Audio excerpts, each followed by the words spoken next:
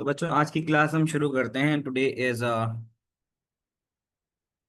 22 सितंबर और इसमें हम डिस्कस करेंगे about the concept of selection. आज की क्लास में हम बात करेंगे सिलेक्शन स्टेटमेंट कि भाई सिलेक्शन स्टेटमेंट क्या होती है, वी विल सी। अभी तक हमने जो सूडो कोड किया था वो सिंपल सूडो कोड था, और वो वाला सूडो कोड जो बेस कर रहा था, वो जिस चीज पे बेस कर रहा था, इसको हम कहते हैं सीक्वेंस। ठीक है, सीक्वेंस का मतलब ये होता है कि सीक्वेंस में इनपुट होता है, प्रोसेस होता है और आउटपुट होता है। अब हमारे पास आज की क्लास में जो हम पढ़ेंगे वो हम पढ़ेंगे selection statement. In today's class we will discuss about selection selection statements. Selection statement होती क्या है उसके बारे में डिस्कस करते हैं। अच्छा, अब सिलेक्शन स्टेटमेंट क्या चीज होती है। सिलेक्शन स्टेटमेंट हमारे पास दो तरह की होती हैं। एक होती है हमारे पास if then else, if then else, और एक होती है हमारे पास केस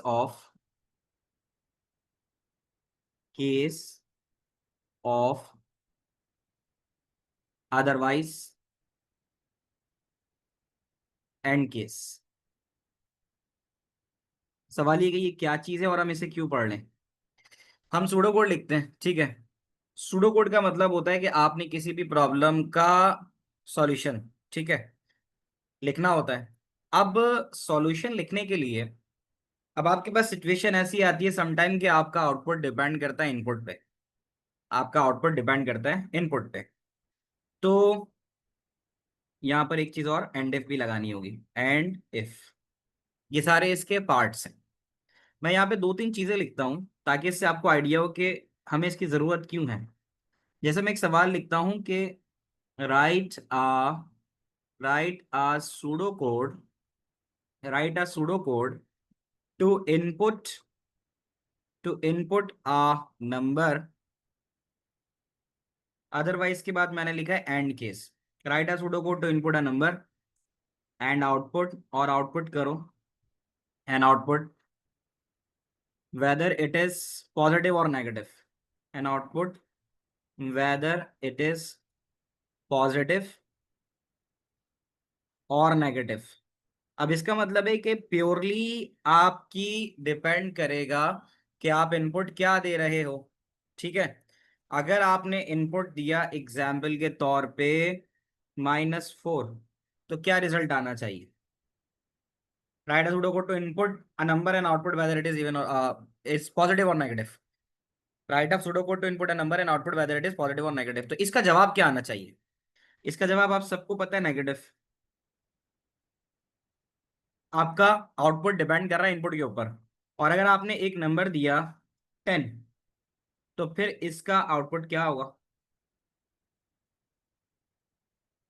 तो इसका आउटपुट क्या होगा, इसका आउटपुट होगा पॉजिटिव। तो क्या ये बात समझ में आती है, क्या ये बात समझ में आती है कि आपके इनपुट पे जो है वो आउटपुट डिपेंड करेगा। यहां तक की बात क्लियर है। तो यहाँ हमने ये चीज तो देखी कि भाई आउटपुट हमारा इनपुट पर डिपेंड कर रहा है कि इनपुट कैसा होगा। तो उससे एक बात समझ में आती है कि हमें यहाँ पे कोई ना कोई ऐसी चीज इस्तेमाल करनी है जिससे हम ये बता सकें कि भाई हमारा सूडो कोड जो है वो किस तरह से चलेगा। ठीक है, तो एक सवाल तो ये मैंने तुम्हें बताया। अब हम इसके कोड लिखेंगे, लेकिन पहले मैं तुम्हें क्वेश्चंस शुरू कर दूं ताकि तुम्हारे जहन में हो कि हाँ जी ये नीड क्या है हमारी और हमें उसका सॉल्यूशन कैसे लिखना है। फिर अगर मैं कहता हूं कि a pseudo code write a pseudocode to input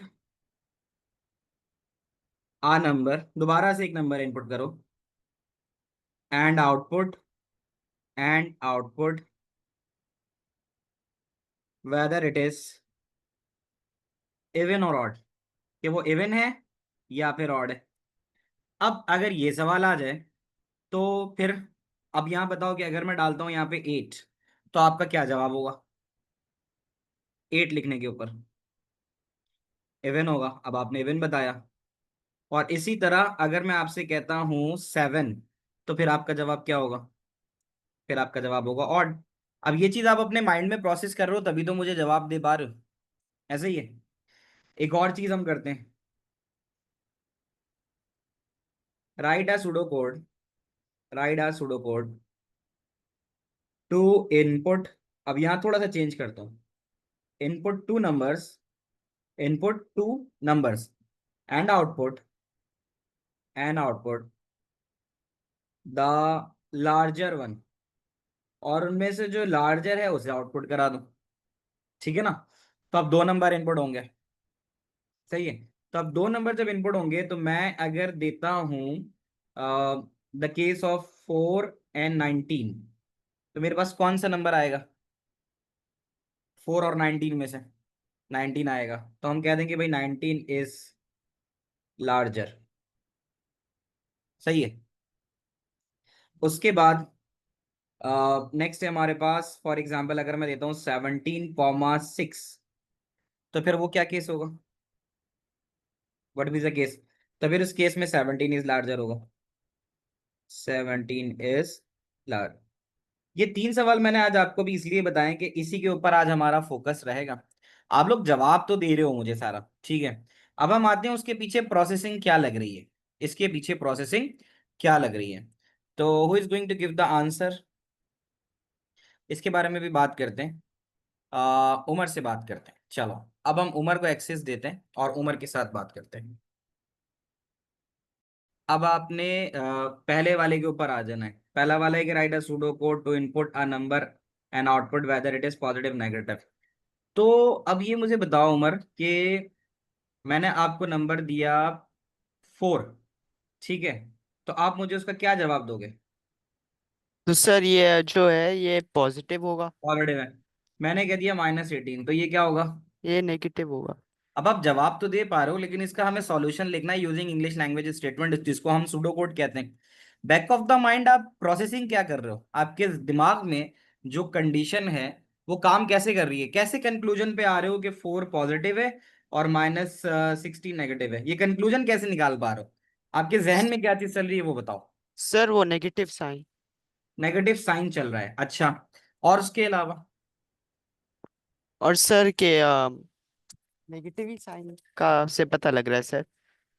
थोड़ा सा सोचो, जवाब है, तुम सबके पास जवाब है। कि अगर मैं बात करूं कि भाई अगर मैं कोई भी नंबर लिख रहा हूं और इस तरह से है, ठीक है, मैंने सवाल ये पूछा और अब आप सबसे ही सवाल पूछ रहा हूं कि हाँ, जैसे अर्शमान ने ये बात बताई कि मैं कहता हूँ कि भाई ये है तो आप सब बोलोगे पॉजिटिव है, और अगर मैं कहूंगा ये है तो आप कहोगे नेगेटिव है। नेगेटिव साइन तो है, लेकिन कंप्यूटर को कैसे पता चलेगा कि भाई कौन सा पॉजिटिव और कौन सा नेगेटिव है? तो अब जवाब तुम लोग का आना शुरू हुआ कि भाई जहां पर वैल्यू <<0 होगी, है ना, ऐसा ही है, यानी अगर वैल्यू <<0 से बड़ी हो गई तो हम कहेंगे ये नंबर पॉजिटिव है या इटसेल्फ पॉजिटिव है। >= पे ही पॉजिटिव हो जाएगा, क्या ये बात समझते हो? ग्रेट। सर तो बेसिकली हम लेस देन जीरो का कंडीशन डालेंगे ना। हाँ, मतलब दोनों चीजें ना, वाइस वर्सा है, कि जहां हमने बोला कि भाई वैल्यू <<0 है तो वो नेगेटिव वैल्यू है, ऐसा ही है। और जहां हमने कहा कि >= 0 है तो वो पॉजिटिव है। ये बात मानते हो? जी सर। बताओ, सारे बच्चे ये बात मानते हो ना? तो यहां से एक बात क्या समझ में आती है कि यार अगर हम पॉजिटिव और नेगेटिव के लिए जा रहे हैं, हम पॉजिटिव नेगेटिव नंबर के लिए जा रहे हैं, तो फिर हमने क्या करना है, फिर हमें कंडीशन डालनी पड़ेगी कि भाई अगर नंबर 0 से बड़ा है, तो बात ये आ गई ना कि अगर, अगर को इंग्लिश में क्या बोलते हैं? इफ बोलते हैं, सही है ना? तो अब हम जरा समझने के लिए जा रहे हैं the syntax of if then else statement.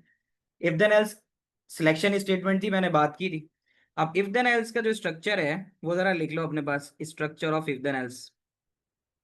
Structure क्या होता है? स्ट्रक्चर में आप इफ लिखते हो, इफ के बाद यहां पे डालते हो कंडीशन, कोई भी कंडीशन, देन लिखते हो, ठीक है, इफ कंडीशन देन, फिर उसके बाद यहां पे लिखते हो वैल्यू इफ ट्रू या वैल्यू इफ पॉजिटिव। हाँ, वैल्यू इफ ट्रू लिख लो, कि अगर आपके पास कंडीशन ट्रू है तो वैल्यू इफ ट्रू लिखोगे, और एल्स है तो वैल्यू इफ फॉल्स लिखोगे। क्या ये बात समझ पा रहे हो? ये इसका स्ट्रक्चर है, value is true and value is false,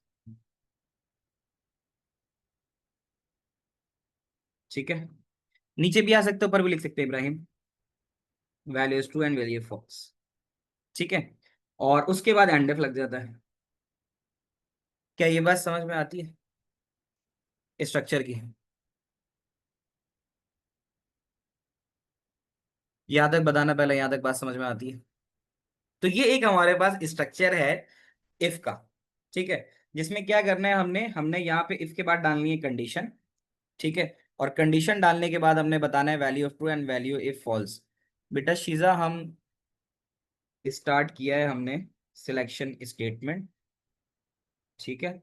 selection का मतलब होता है कि अगर हमारे पास, हमारा आउटपुट डिपेंड करता है इनपुट के ऊपर, तो हमने अगर इनपुट लेट सपोज माइनस में दिया है, जैसे एक सवाल मैंने बताया था कि भाई output input a number and output whether it is positive और नेगेटिव, तो उसमें हमारा आउटपुट डिपेंड कर रहा है, नेगेटिव उस वक्त आएगा जब वैल्यू जीरो से छोटी होगी, और पॉजिटिव उस वक्त आएगा जब वैल्यू जीरो से बड़ी होगी। तो हमने जो स्टार्ट की थी चीज वो थी if then else. Selection statement पढ़ा रहा हूँ आज। सिलेक्शन स्टेटमेंट में आज हम इफ देन एल्स के बारे में पढ़ेंगे। इफ देन एल्स हमारे पास सूडो कोड के अंदर एक स्ट्रक्चर होता है, स्ट्रक्चर होता है, हाँ उमर ऐसे ही होगा, स्ट्रक्चर होता है जिसमें हम लिखते हैं इफ, और इफ के बाद हम लगाते हैं कंडीशन, और देन लिखने के बाद हम वैल्यू इफ ट्रू डालते हैं, और एल्स लिखने के बाद वैल्यू इफ फॉल्स लिखते हैं। अब जरा मुझे बताओ कि अब हमारे सवाल के हिसाब से, पहला सवाल जिसके अंदर हमने बताना था कि नंबर पॉजिटिव है या नेगेटिव है, तो अब हम उस सवाल को यहाँ कैसे कर सकते हैं? Now we are discussing about pseudo code number one. Pseudo code number one को डिस्कस करते हैं। स्ट्रक्चर तो मैंने तुम्हें बता दिया लिख के। अब मुझे बताओ कि अब हम जो सवाल करने जा रहे हैं ऊपर वाला, उसको करेंगे कैसे? What is the first thing we are going to do? हमें अब एक सवाल हमें एक जवाब लिखना है, सॉल्यूशन, कि write a pseudo code that input a number and output whether it is positive और नेगेटिव, है ना? तो डिक्लेयर वेरिएबल्स, सही है, बेनिश ने शुरुआत सही बताई कि हम सबसे पहले क्या करेंगे, वेरिएबल की डिक्लेरेशन करेंगे। तो आओ सबसे पहले वेरिएबल डिक्लेरेशन करते हैं।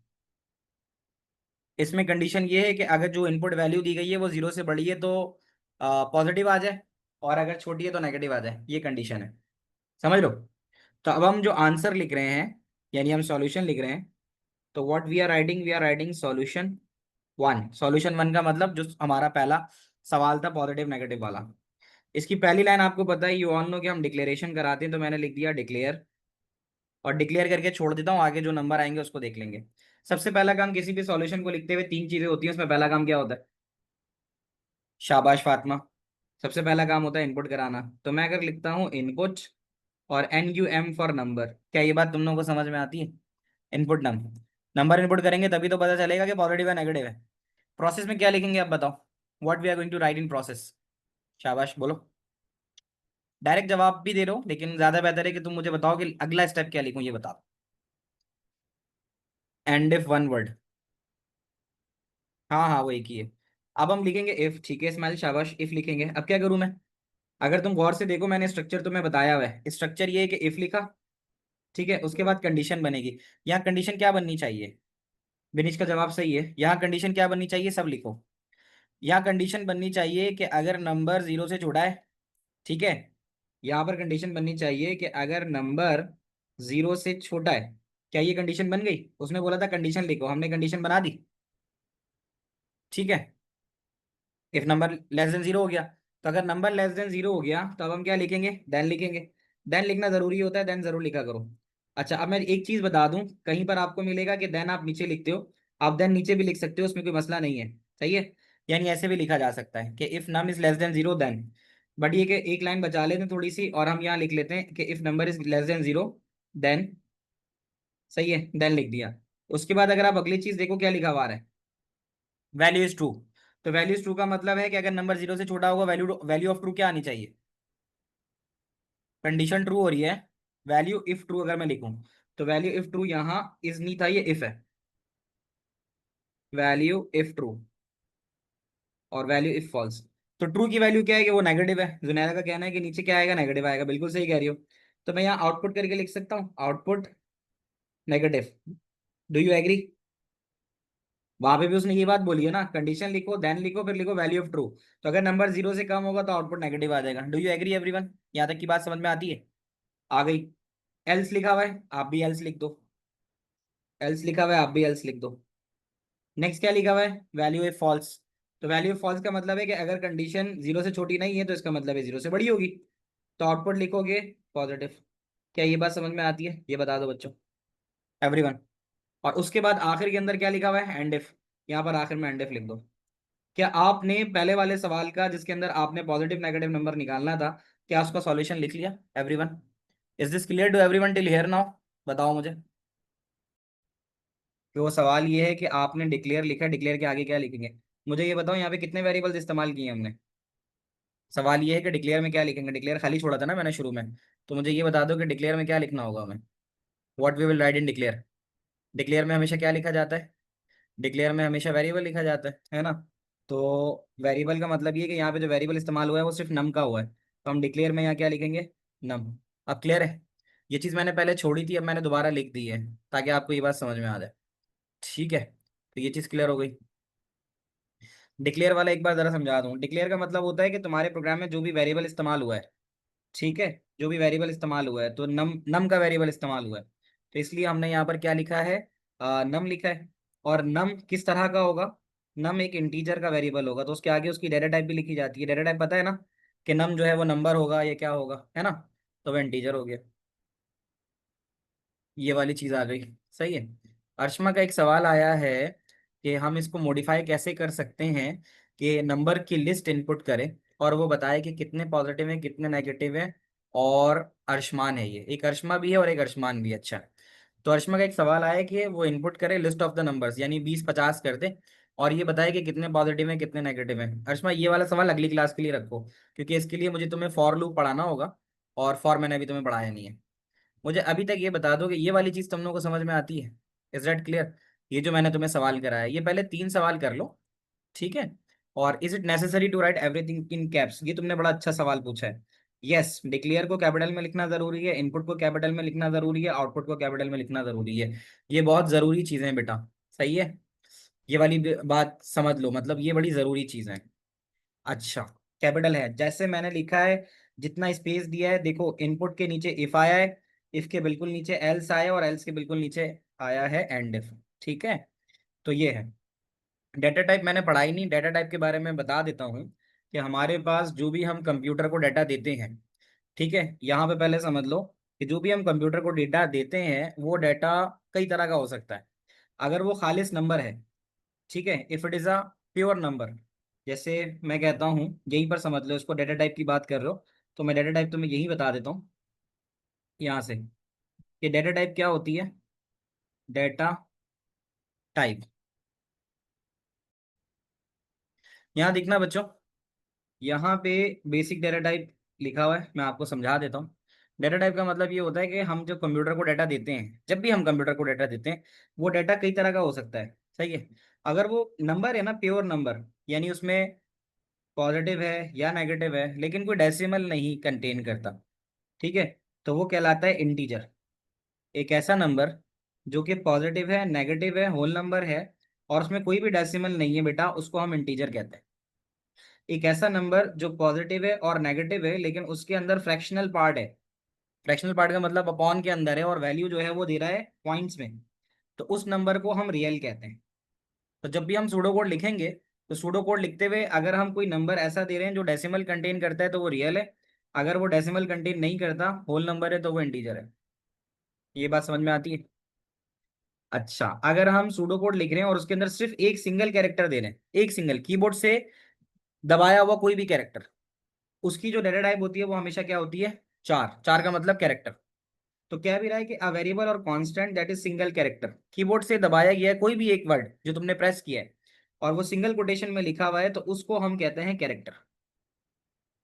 अच्छा, उसके बाद स्ट्रिंग की बात कर लेते हैं। स्ट्रिंग में कहता है कि एक ऐसा कैरेक्टर जो सेवरल कैरेक्टर्स इन लेंथ हो। सेवरल कैरेक्टर्स इन लेंथ का मतलब है जैसे मेरा नाम या मेरी ईमेल। अब मेरी ईमेल है सर वकार 86@gmail। अब ये क्या है, ये सब सीक्वेंस ऑफ कैरेक्टर है, सेवरल कैरेक्टर्स इन लेंथ, बहुत सारे कैरेक्टर्स हैं। घर का एड्रेस होता है, तो वो कह रहा है कि कोई भी चीज जो डबल कोटेशन के अंदर हो, डबल कोटेशन में होनी चाहिए, और उसमें बहुत सारे कैरेक्टर्स होंगे, तो वो स्ट्रिंग है। तुम्हारा नाम एक स्ट्रिंग है, तुम्हारे घर का एड्रेस स्ट्रिंग है, तुम्हारा ईमेल एड्रेस स्ट्रिंग है। ये डेटा टाइप है। और आखिरी चीज यहाँ पर डेटा टाइप में है बुलियन। बुलियन क्या होती है? बुलियन एक ऐसी डेटा टाइप है जिसमें सिर्फ दो ही वैल्यू आ सकती है। कौन कौन सी? या तो ट्रू या तो फॉल्स। ठीक है, तो जब भी हम दो कंडीशंस के ऊपर बात कर रहे होंगे कि भाई ट्रू है या फॉल्स है, तो फिर हम जो इस्तेमाल करेंगे वो बोलियन की डेटा टाइप करेंगे।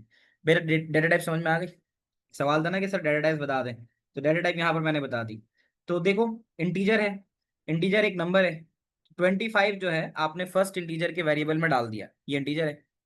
आपने 25.0 लिखा, ये रियल की एग्जाम्पल है। आपने फीमेल के लिए एफ का लफ्ज इस्तेमाल किया, ठीक है, वो कैरेक्टर है। आपने इन्वर्टेड कॉमा के अंदर लिखा नाम, वो स्ट्रिंग है। और आपने ट्रू लिखा, वो आपके पास बूलियन है। क्या ये बात समझ में आती है? यहां तक बताना, ये बातें क्लियर है सबको?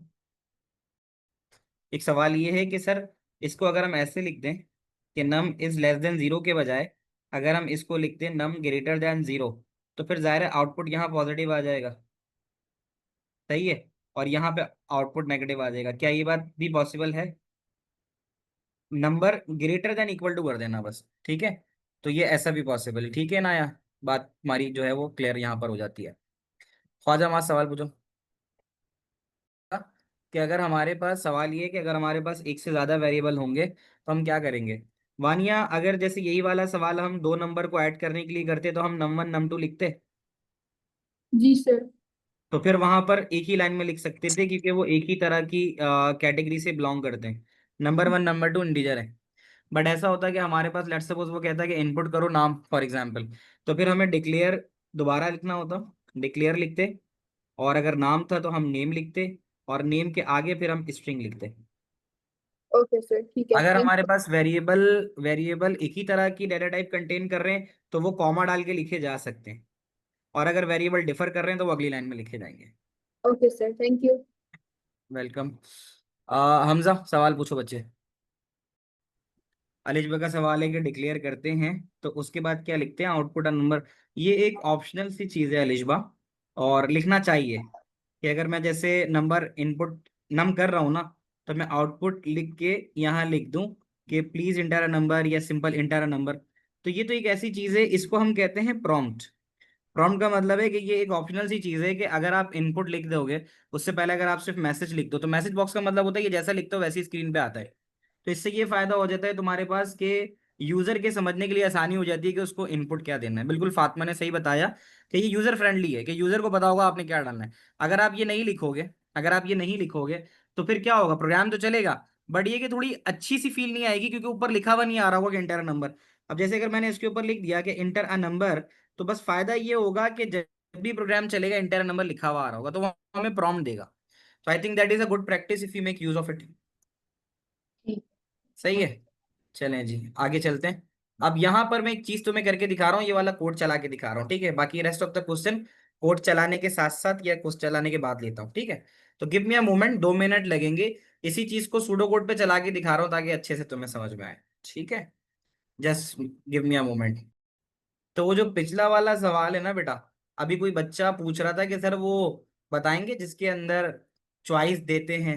ये मैंने अभी ए लेवल्स वालों को कराया था, जो ए लेवल्स की क्लास हो रही है। तो चलो तुम्हारी बात पे ये सवाल आ गया। ये मैंने एक उल्टे हाथ पे एक सूडो कोड लिखा हुआ है जिसमें मैं कह रहा हूँ कि चॉइस डालो, 1 से लेकर 4 नंबर तक कोई भी नंबर, और दो नंबर इनपुट करा दो। और अगर तुमने 1 डाला है तो ऐड होगा, 2 डालोगे तो माइनस, 3 डालोगे मल्टीप्लाई, 4 डालोगे डिवाइड। तो ये तुमने पूछा था बेटा, तो तुम्हारी किस्मत कि ये बना बनाया अभी लास्ट ही क्लास का प्रोग्राम इस पे लिखा हुआ था, तो ये आ गया। मैं चला के दिखा देता हूँ। अब ये अलिशबा का ही सवाल था ना कि अगर हम आउटपुट ना डालें तो क्या होगा?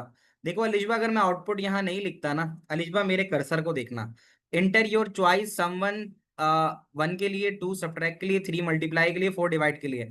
अगर मैं ये वाली लाइन खा जाता लाइन नंबर 2 से, एडिटर पे लाइन नंबर 2 से, तो प्रोग्राम भी चलता और इनपुट भी लेता। लेकिन मुझे ये पता नहीं होता कि यार मेरे लिए 1 क्या किस चीज के लिए जा रहा है, 2 किसके लिए जा रहा है, 3 किसके लिए जा रहा है, 4 के लिए। अब आ रही बात समझ में अलिशबा? तो आउटपुट डालने से अच्छा ये रहता है कि यूजर को पता होता है यार करना क्या है। तो एंटर योर चॉइस, मैंने चॉइस डाल दी, लेट सपोज 3। जरा देखना, 3 डाल के ओके किया, तो उसने मुझसे फौरन पूछा एंटर फर्स्ट नंबर, तो मैंने फर्स्ट नंबर दे दिया 34, ठीक है, ओके किया। उसने बोला एंटर सेकंड नंबर, और मैंने सेकंड नंबर डाल दिया 2। राइट पे दिखते जाओ बच्चों, राइट पे साथ साथ दिखा हुआ आ रहा है, कर्सर फॉलो करो। इंटर योर चॉइस में 3 डाला था, पहला नंबर 34 डाला था, दूसरा नंबर 2 डाल रहा हूँ। जैसे ही दूसरा नंबर डाला इसने फौरन से प्रोडक्ट निकाल के दे दिया। समझ में आ रहा है तुम लोगों को? इंटरेस्टिंग है। ठीक है, तो ये तो खैर थोड़ा आगे जाके पढ़ाऊंगा मैं तुम्हें, ये आ गया तो मैंने तुम्हें ये चीज बता दी क्योंकि इसमें तुम्हारे कुछ सवाल भी थे। बच्चों यहाँ तक की बातें समझ में आ रही है? जरा जल्दी से बताओ मुझे सबके सब।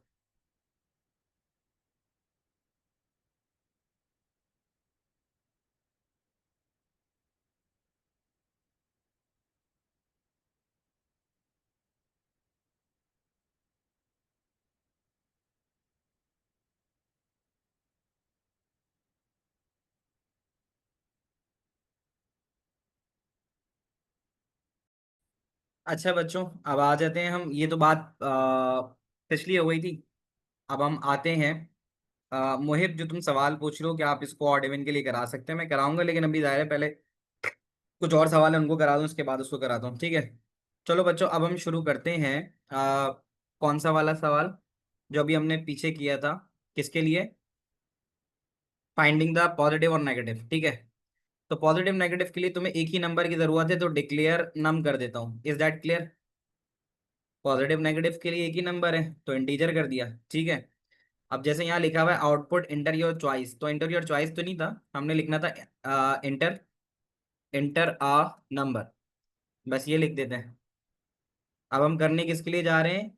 फाइंडिंग द पॉजिटिव नेगेटिव, सही है? इफ लिखा, आपको याद है ना, इफ लिखते थे, इफ लिख के कंडीशन लिखते थे, तो कंडीशन क्या थी कि अगर नम 0 से छोटा है, यही कंडीशन थी, ठीक है? फिर उसके बाद आ जाएगा देन, ये देन आ गया।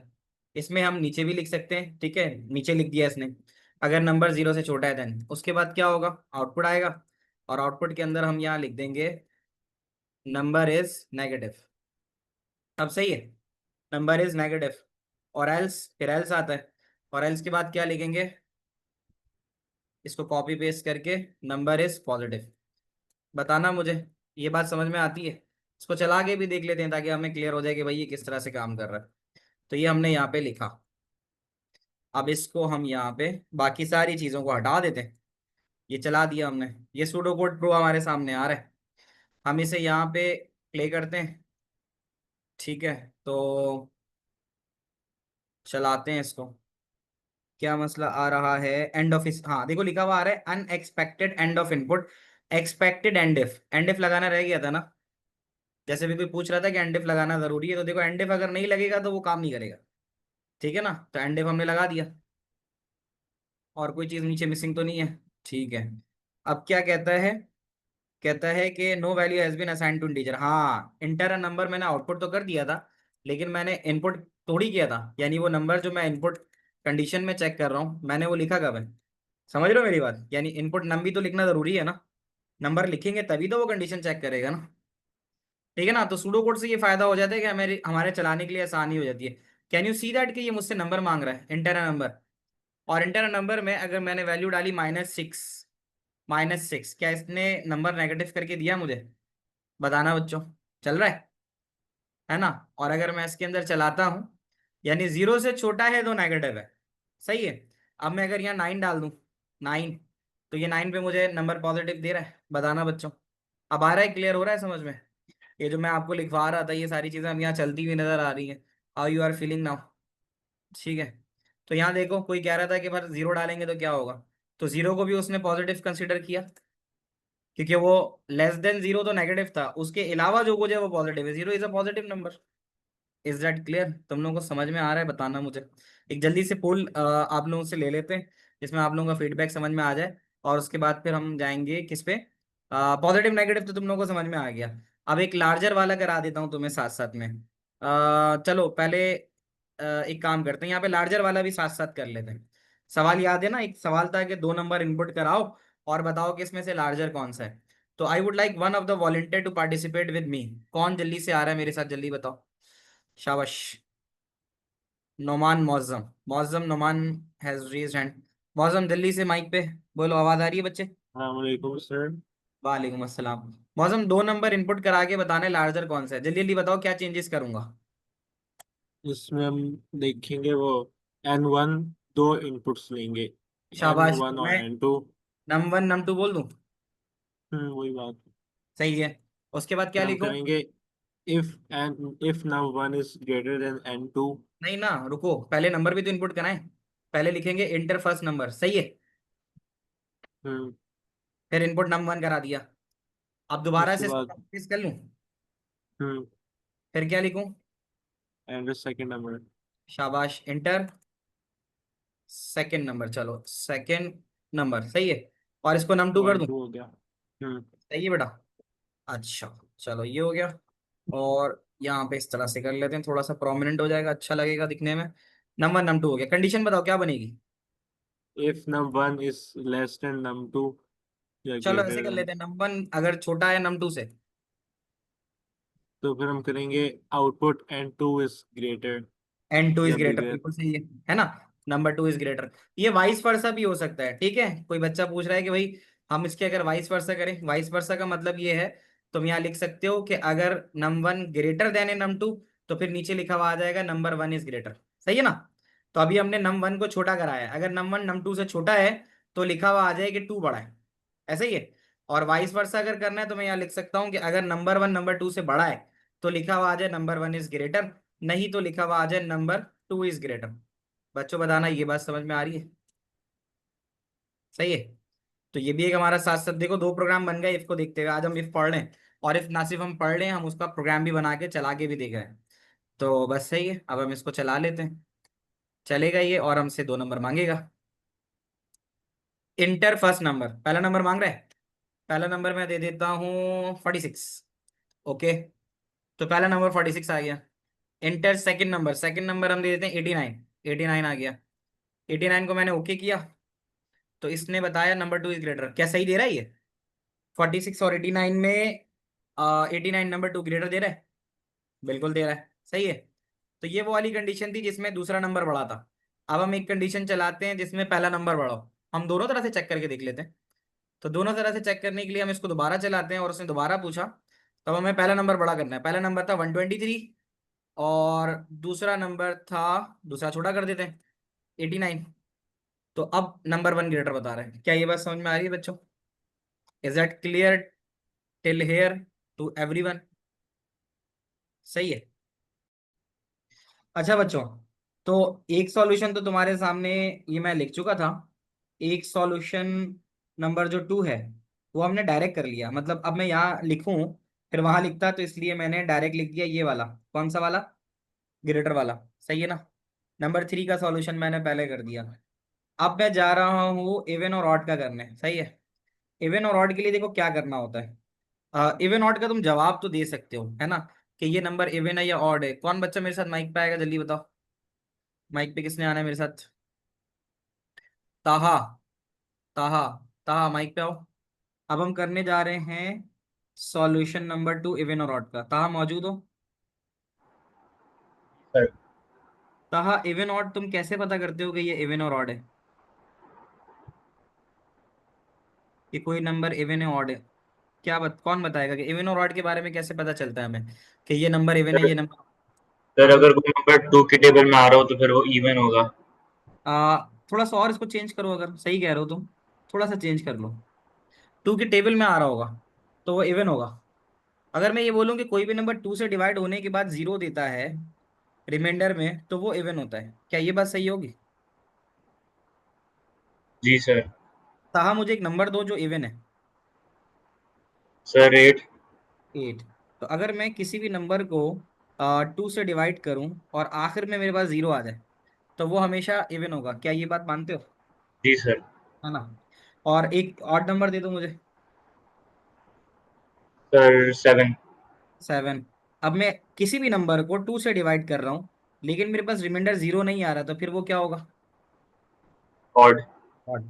ये बात पक्की आ गई समझ में? ये ऐसे भी कह दो कि 2 से डिवाइड होने पे अगर 1 आ जाए रिमाइंडर में, तो वो ऑड होता है। क्या ये बात सही है? जी सर। है ना। तो ये तो हमारे पास कॉन्सेप्ट आ गया किसका? इवन और ऑड का। कि 2 से डिवाइड होने के बाद कोई भी नंबर अगर 0 देगा तो वो है इवन, और अगर 1 देगा तो ऑड है। क्या ये बात समझ में आती है? तो मैं यहाँ पर तुम्हें एक चीज समझाऊंगा इवन और ऑड के लिए। वो है concept of mod. Concept of mod, concept of MOD, mod. Mod का मतलब होता है मॉड्यूलस। मॉड का क्या मतलब होता है? मॉडुलस। एक बात याद रखना, अगर तुमने लिखा लेट सपोज 7, अच्छा मॉड के लिए ना जो साइन इस्तेमाल होता है तुम्हारे पास वो परसेंटेज का होता है। मॉड के लिए साइन कौन सा होता है? परसेंटेज का। क्या ये बात समझ में आती है? शावेद भेज दूंगा। तो अगर मैं ये लिखता हूँ 7 मॉड्यूलस 2, तो इसका मतलब है 7 को 2 से डिवाइड करो। बच्चों, क्या ये बात समझ पा रहे हो? मॉडुलस के लिए हम परसेंटेज का साइन इस्तेमाल करते हैं। अगर हम 7 मॉडुलस 2 लिखेंगे तो इसका आंसर क्या आना चाहिए ये बता दो मुझे। इसका मतलब ये होगा कि 7 को 2 से डिवाइड करो और जो रिमाइंडर आए वो यहाँ लिखो। तो इसका आंसर क्या आएगा? हाशिम कहते हैं 3.5, यही तो नहीं आएगा हाशिम? कि यहाँ पे जो तुम 3.5 कह रहे हो ना, 3.5 का तो मतलब बेटा क्वोशंट हुआ। 4 आएगा, 4 थोड़ी आएगा, 1 आएगा बेटा, 1 आएगा। 7 मॉडुलस 2 का मतलब है कि 7 को डिवाइड बाय 2 से करते हो तो रिमाइंडर क्या बचता है। सही है। मैं नीचे तुम्हारी आसानी के लिए एक स्टेटमेंट लिख रहा हूँ, इसका एक्सप्लेनेशन, कि 7 modulus 2 returns remainder, returns remainder after calculation. क्या ये बात याद रहेगी तुम्हें? कैलकुलेशन। 7 मॉडुलस 2 जो है वो कैलकुलेशन के बाद रिमाइंडर देता है। सही है। अच्छा, अब माहिन इसमें थोड़ा सा चेंज है, माहिन लिखती है 7 डिवाइडेड बाय 2। माहिन एक और कॉन्सेप्ट समझो। अगर मैं ये लिखूं इसी वाले सवाल को अगर मैं पूरा काटना चाहूं, पूरा काटने का मतलब है कि बिल्कुल आखिरी तक, तो मुझे क्या करना होगा ये बता दो। अगर मुझे इस सवाल को पूरा जीरो लाना है तो मुझे क्या करना होगा, कौन बताएगा? Raise your hand. कौन बताएगा, कौन बताएगा, कौन बताएगा? नमीर, नमीर आप बताओ। नमीर, जी नमीर। आ गए नमीर, आवाज आ रही है नमीर? अस्सलाम वालेकुम सर। वालेकुम अस्सलाम। नमीर, अगर मैं इसको पूरा जीरो लाना चाहता हूँ तो मुझे क्या करना होगा? आवाज नहीं आ रही। सर हाँ बोलो बोलो, शाबाश। सर पता नहीं, मैंने मैंने वो क्वेश्चन पूछने के लिए हैंड रेस किया था अपना। अच्छा, पहले सर मैं पूछ रहा था कि अगर 3 इनपुट्स होंगे सूडो कोड में तो फिर इफ देन एल्स वाली स्टेटमेंट कैसे काम करेगी अगर 3 इनपुट्स होंगे? लार्जर के लिए या लार्जेस्ट के लिए? किसी के लिए भी अगर इफ देन एल्स की स्टेटमेंट यूज करनी है, इफ देन एल्स की कंडीशन। हाँ, तो वो भी हो सकती है, अब वो अगली क्लास में ही करा पाऊंगा। 3 कंडीशन पे भी चल सकता है, कोई फर्क नहीं है। तीन अच्छा। कंडीशन पे कोई फर्क नहीं है, वो चल जाएगा, मसला नहीं है। सही है। इस्माइल तुम आओ अच्छा जरा जल्दी से माइक पे। वो करवा दूंगा नेक्स्ट क्लास में, पूछना इस्माइल। चलो वालेकुम अस्सलाम। इस्माइल बताओ, अगर मुझे पूरा इसको कैंसिल आउट करना है तो क्या करना होगा मुझे? डेसिमल लगाएंगे, फिर 1 के साइड पे 0 लगाएंगे, और फिर हम 5 से उसे काट देंगे तो 5 से हमारे आ जाएगा, तो थ्री मतलब पॉइंट मैंने, फाइव हो जाएगा। तुम लोगों ने देखा मैंने यहाँ पे 0.5 लगाया है? नहीं, बल्कि एक सेकंड, अभी नहीं करना था ना। मैंने पॉइंट लगाया, पॉइंट लगाने से ये जीरो हो जाएगा, ये मानते हो? है ना? तो 10 हो गया। अब हम 2 5 10 लिखेंगे, जीरो आ गया। ये बात मानते हो? अब अगर हम चाहते हैं कि हमारा, देखो एक बात समझो पहले, अगर तुम्हारे पास ये आंसर चाहिए तुम्हें रिमाइंडर, तो तुम्हें हमेशा मॉडुलस साइन लगाना है। ये बात याद रखो। अगर तुम्हें रिमाइंडर चाहिए, इस वाली चीज को हम कहते हैं रिमाइंडर। इस वाली चीज को क्या कहते हैं? रिमाइंडर। और अगर तुम्हें ये वाली चीज चाहिए, ये वाली चीज, इस वाली चीज को क्या बोलते हैं, कोई बताएगा जल्दी से बताओ? इसको एक नाम देते हैं हम, मैथ्स में क्वोशंट कहते हैं। शाबाश, इसको क्वोशंट कहते हैं। अगर तुम्हें अपने जवाब में ये चाहिए क्वोशंट, तो अब तुम मॉडुलस का साइन नहीं लगाओगे, बल्कि अब तुम लगाओगे डिवाइड का साइन। ये तुम्हें समझाना था मुझे। यानी कि अगर मैं लिखता हूँ 7/2, तो अब इसका जवाब आएगा 3.5। अब आ रही है बात समझ में? अगर मैं साइन ऑफ डिवीजन लगाऊंगा तो मेरे पास जो रिजल्ट आएगा वो हमेशा जो आएगा वो क्वोशंट की फॉर्म में आएगा। क्या ये बात समझ रहे हो? और अगर मैं परसेंटेज का साइन लगाऊंगा तो मेरे पास हमेशा जवाब रिमाइंडर की फॉर्म में आएगा। कौन कौन बच्चा ये बात समझता है? समझ रहे हो? तो ये एक मैंने तुम्हें कॉन्सेप्ट ऑफ सम मॉड बताया और एक मैंने कॉन्सेप्ट ऑफ डिवीजन बताया। कॉन्सेप्ट ऑफ डिवीजन में we make use of slash sign. क्या ये बात समझ में आती है? 1 कैसे अलीना? 1 तो ऐसे आया ना बेटा, 7 मॉडुलस 2, 2 3 6, बच गया एक, है ना। और अगर स्लैश का साइन लगाओगे तो स्लैश का साइन लगाने से तुम्हें पूरा का पूरा डिवाइड करके देता है विद क्वेश्चन। तुम लोग को ये बात समझ में आ रही है?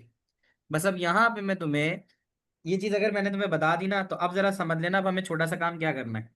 अब यहाँ देख लो, हमने कहा इनपुट नंबर, और यहाँ पे अब हम लिखेंगे इफ नंबर का मॉडुलस 2 से निकाला, अगर हमने 2 से निकाला, जनता वही लिख रहा हूँ।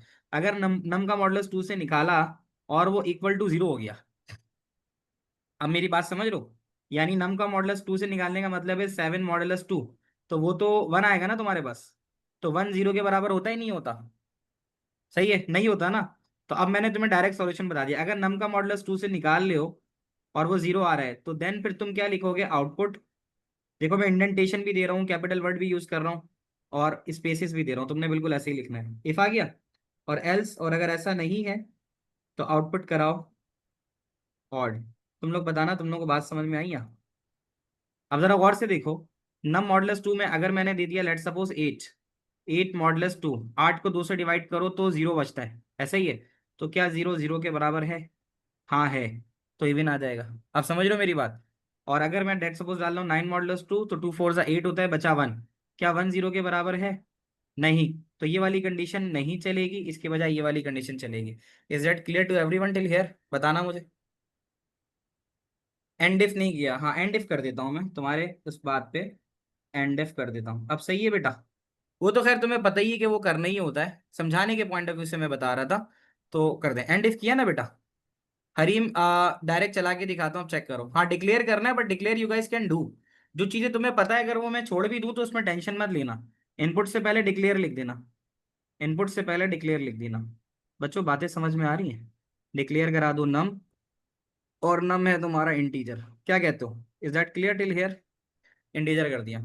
आओ जरा इसको करते हैं। हमारे पास नंबर 1 2 लिखने की जरूरत नहीं है, वी कैन ओनली राइट नम। हमने नम लिखा, इंटर फर्स्ट नंबर के बजाय हमने सिर्फ लिखा इंटर अ नंबर, और सेकंड लाइन जो और इनपुट नम ले लिया। तुम लोग के पास मेरी लैपटॉप वाली स्क्रीन आ रही है ना बच्चों? ठीक है। अच्छा, किसी भी बच्चे को in case for any reason कोई बात नहीं समझ में आए, मुझसे दोबारा पूछ लेना व्हाट्सएप पे, और एक बार लेक्चर को भी रिव्यू कर लेना, ठीक है। उससे ये होगा कि कोई चीज़ अगर अनक्लियर होगी तो वो क्लियर हो जाएगी। तो मैं यहाँ लगा देता हूँ नम का मॉडुलस 2, ठीक है। इफ नम मॉडुलस 2, यहाँ हमें देखना होगा कि एक काम हम ऊपर भी कर सकते हैं, कि हम नम मॉडुलस 2 को, नम परसेंटेज 2 को हम यहाँ सेव करा लेते हैं किसी एक वेरिएबल में एक्स के नाम से, और फिर हम एक्स को चेक कर लेते हैं 0 के लिए। We can also do that. इसमें क्या होगा, नम मॉडुलस 2 की जो भी वैल्यू होगी वो एक्स में आ जाएगी, और वो एक्स को चेक कर लेगा किसके लिए, 0 के लिए। तो मैं यहाँ एक्स भी ले लेता हूँ as integer, I can take X as integer. ये भी हो गया, नम और एक्स और 2 आ गया। अच्छा, अगर एक्स 0 के बराबर है then output number is even. अब हम यहाँ लिख देंगे number is even, number is even, अगर 0 आ रहा है। और अगर नहीं आ रहा है तो number is odd, number is odd. तुम लोगों को यहाँ तक की बातें समझ में आ रही हैं? इसको चला के देख लेते हैं। तो यहाँ पर हमारा पूरा का पूरा जो भी ऑब्जेक्टिव था आज की क्लास का, इंशाल्लाह वो कवर अप हो जाएगा। तो इसको ज़रा चलाते हैं, लेट्स सी अगर कोई छोटा मोटा एरर आया तो आया। क्या कहता है, कह रहा है कि अनएक्सपेक्टेड परसेंटेज साइन, यहाँ पे सुडोकोड प्रो में मॉड यूज़ कर रहा है ये। अच्छा, तो यहाँ पे ये कह रहा है कि आप इसको इस तरह से लिख सकते हो कि आपने लिखना है मॉड और ए कॉमा बी। ए कॉमा बी का मतलब है किससे करना है और कितना करना है।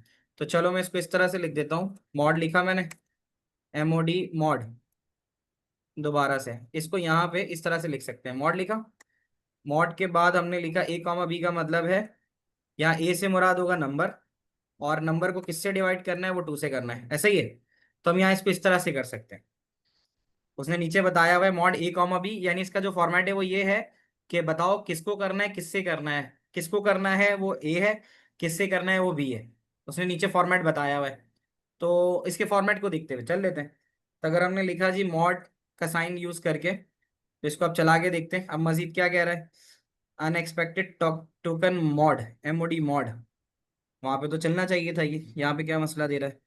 Check this out, just give me a moment. तो चेक करते हैं।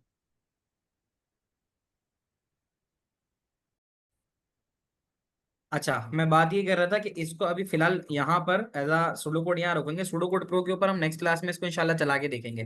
तो अभी क्लास तो यहीं पर एंड करते हैं, ठीक है। और जिसके सवाल है वो रुक जाओ, मैं जवाब दे देता हूँ। बाकी इसको चला के जो है वो हम नेक्स्ट क्लास में देख लेंगे, ठीक है। ऑड और इवन में मॉड लगेगा, हाँ हाँ, मॉड से ही तो होगा। मॉड का मतलब ही यही है कि अगर तुम वैल्यू को डिवाइड बाय 2 कर रहे हो तो वो अगर कंप्लीटली डिविजिबल है तो वो इवन होता है, और अगर कंप्लीटली डिविजिबल नहीं है यानी 1 दे रहा है तो फिर वो ऑड होगा, ठीक है। तो सॉल्यूशन इसका ये वाला जो है वो तो सही है, इसको सिर्फ हमें चलाना होगा। हाँ, पाइथन के अंदर तो हम परसेंटेज का साइन यूज कर सकते हैं, ठीक है। पाइथन में तो चलता है ना उमर।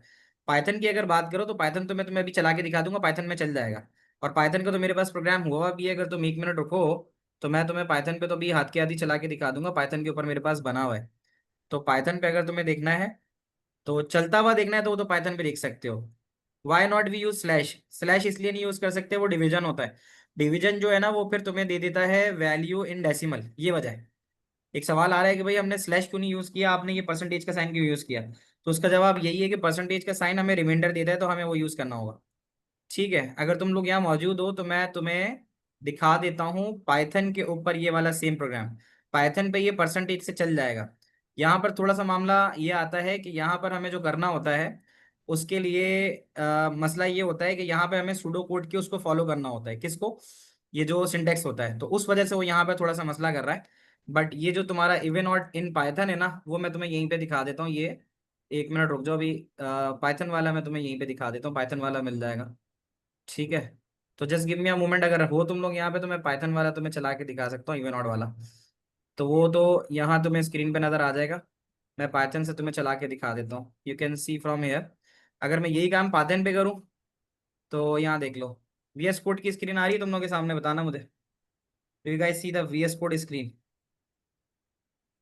ठीक है ना। तो VS कोड की स्क्रीन के ऊपर अब इसको अगर हम देखें तो हम कर रहे हैं किसका, इवन ऑड वाला ना, ये लो। तो नंबर इनपुट है, इंटर फर्स्ट नंबर है, तो फर्स्ट नंबर तो छोड़ो, बस इंटर नंबर कर दो। तो यहाँ पे नंबर आ गया, ठीक है। और नम 1 के बजाय यहाँ पे कर दो। पाइथन में डिक्लेरेशन वगैरह तो कुछ भी नहीं होती, ये आ गया। अब मैं यहाँ अगर करूँगा कि इफ, ठीक है, नम का मॉडुलस 2, ठीक है, डबल इक्वल्स टू 0। पाइथन के अंदर डबल इक्वल टू होता है, तो फिर इवन कर दो, और नहीं है तो फिर एल्स करके प्रिंट ऑड कर दो। अब देखो ये यहाँ पे आराम से चल जाएगा। तो चलाने की हद तक अगर देखना चाह रहे हो तो वो मैं तुम्हें यहाँ दिखा सकता हूँ। यहाँ देख लो कि हम नंबर डालेंगे, और देखो इसने नंबर पूछा हमसे, नीचे नंबर लिखा हुआ नजर आ रहा है, इंटर नंबर। अब मैं 7 डालूंगा तो ये ऑड बताएगा, चल रहा है, चल रहा है। और अगर मैं दोबारा चलाता हूँ और दोबारा चलाने के बाद मैं नंबर डालता हूँ, लेट्स सपोज 16, तो ये इवन है। तो यहाँ तो चल रहा है। सूडोकोड प्रो के अंदर असल में वो सिंटेक्स को देखना पड़ेगा कि उसके सिंटेक्स में क्या मसला आ रहा है, वो मैं भी चेक करके तुम्हें स्क्रीनशॉट भी भेज दूंगा सूडोकोड वाला। बट ये कि पाइथन में आप इसको इस तरह से चला सकते हो। तो कैन यू गाइस सी कि भाई ये इस तरह से चल रहा है ये। तो यहाँ तक की चीजें तुम लोगों को समझ में आ रही है, बताना मुझे बच्चों, सबके सब। Is this everything clear to everyone? ठीक है ना। तो ये चल के दिखा दिया, बस एक सूडो कोड प्रूव का रह गया, वो फिर इंशाल्लाह नेक्स्ट क्लास में डिस्कस कर लेंगे। यहाँ से तुम्हें पता चल गया कि मॉडुलस का साइन क्या करता है, तुम्हें परसेंटेज का साइन यानी मॉडुलस की वैल्यू निकाल के देता है। तो यहाँ तक बात समझ में आ जाएगी, ठीक है। अगर किसी का कोई सवाल रह जाएगा तो व्हाट्सएप पे पूछ सकते हो, ठीक है, मैं उसका जवाब दे दूंगा। और फिर बाकी इंशाल्लाह आप लोगों से नेक्स्ट क्लास में बात होती है, ठीक है। टेक केयर, अल्लाह हाफिज।